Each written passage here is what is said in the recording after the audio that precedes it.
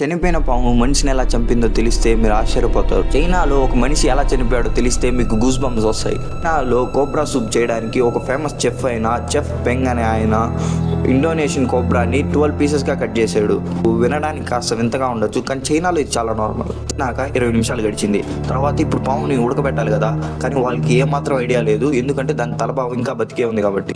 వాళ్ళు కట్ చేసిన పాము ఇండోనేషియన్ కోబ్రా. దాంతో సర్వైవల్ ఛాన్సెస్ చాలా ఎక్కువ ఉంటాయి. కోబ్రాస్ అనేవి చాలా రకాలు ఉంటాయి, కానీ ఈ కోబ్రా మాత్రం చాలా ఉడుకు నిక్తుతో నిండి ఉంటుంది.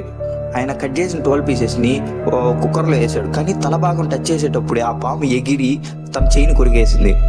చెఫ్ పెంగ్కి యాంటీవెనమ్ అయితే ఇచ్చారు, కానీ హాస్పిటల్కి వెళ్ళే దారిలోనే ఆయన చనిపోయారు.